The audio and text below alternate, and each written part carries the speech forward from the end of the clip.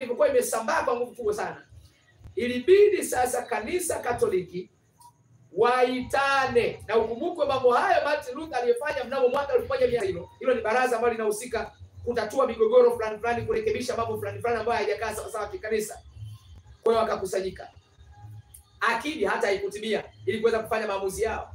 Wakashauriana tunafanya nini ili kuweza kumdhibiti huyu Martin Luther, tunawezaje, tunafanyaje ili kuweza kudhibiti imani yake, kwa sababu inapamba moto, watu wanaiamini, inakuwa namna hiyo, tunamfanyaje mtu? Ndipo wakakubaliana kwamba waongeze vitabu ndani ya Biblia ya asili ambayo ina vitabu 66. Wakasema waongeze vitabu, na kwa kuongeza vitabu hivyo waliamini kwamba Martin Luther lazima atapinga vitabu hivyo, na kwa kupinga vitabu hivyo wao wapate fursa ya kumtangaza Martin Luther kwamba huyu ni anathema, yani amelaaniwa, huyu ni mpagani. Maana yake kanisa Katoliki ndio ilikuwa kanisa ambalo limesambaa kuliko Martin Luther ambaye alikuwa anaanza, na automatic ilikuwa ni wajibu kuwasikiliza. Ilikuwa inaonekana ni haki kuwasikiliza hawa wengi kuliko kumsikiliza Martin Luther, kwa sababu anaonekana ni kama mpagani tu fulani. Kwa hiyo wakasema tuingize vitabu. Katika kuingiza vitabu sasa wakaingiza vitabu 7, na vitabu hivyo tunalazimika kuvisoma sasa. Kitabu cha kwanza kinaitwa Tobiti, kitabu cha pili kinaitwa Yudithi, kitabu cha tatu kinaitwa Makabayo wa kwanza, cha 4 Makabayo wa pili, cha 5 kinaitwa Hekima ya Sulemani, cha 6 kinaitwa Hekima ya Yoshua bin Sira, cha 7 kinaitwa Baruku. Naomba nisikilize kwa makini. Lakini sio hilo tu, Biblia hii ya Kikatoliki imeongeza mistari, imeongeza sura katika baadhi ya vitabu ndani ya Biblia. Mfano, katika Biblia ya lugha ya asili ya Kiebrania, kitabu cha Danieli kinaishia sura 12, lakini kwenye kitabu cha kwao, kwenye hii Biblia ya kwao kuna vitabu 14. Amini, kuna sura 14, wakati kwenye Biblia ya lugha ya Kiebrania, Biblia ya asili ambayo ndio ya Mungu, ina sura 12 ya kitabu hicho cha Danieli. Sio hilo tu, sura ya 3 ya kitabu cha Danieli, sura ya 3 ina mistari 30.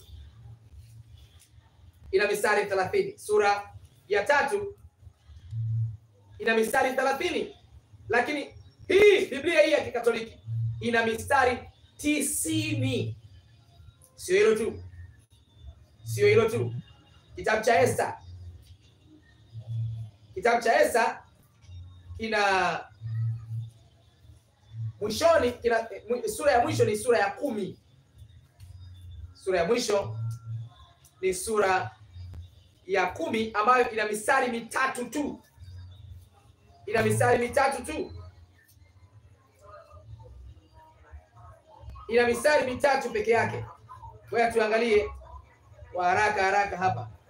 Ina mistari 3 tu. Labda nisome hapa. Niangalie hapa. Esa sura ya 10 ina mistari 3. Lakini hii Biblia ya Kikatoliki ina mistari 30. Hii Biblia ina mistari 30, imeongezwa. Sasa Wakatoliki wenyewe kwenye Biblia yao wanasema vitabu hivi 7 ni vitabu ambavyo wameviongeza wenyewe, lakini kwenye Biblia ya asili hakuna vitabu hivyo. Sasa ninasoma katika Biblia ya Kikatoliki katika mwanzoni, katika dashboard au katika mahali ambapo unaona Agano la Kale na Agano Jipya kwa chini, inasema maneno haya: vitabu 27 vya Agano Jipya tumevipokea katika lugha ya Kigiriki. Agano la Kale kadiri ya orodha rasmi ya Kanisa Katoliki lina vitabu 46. Hiyo ni kwa mujibu wa Kanisa Katoliki. Lugha asilia ina vitabu vingapi? Lugha asilia ya vitabu 39 ni Kania, lugha asilia. Maana yake vitabu vya asili ni 39 na vimeandikwa kwa lugha ya Kiebrania, si vinginevyo. Na sehemu chache nilizokutajia pale mwanzo wakati nafundisha ni sehemu fulani za kitabu cha Ezra sura ya 4 mstari wa 8 mpaka wa 6, sura ya 8. Na ukiangalia katika tangulizi mbalimbali Kwa mfano katika kitabu hiki kinachoitwa Topics, kwa mfano katika kitabu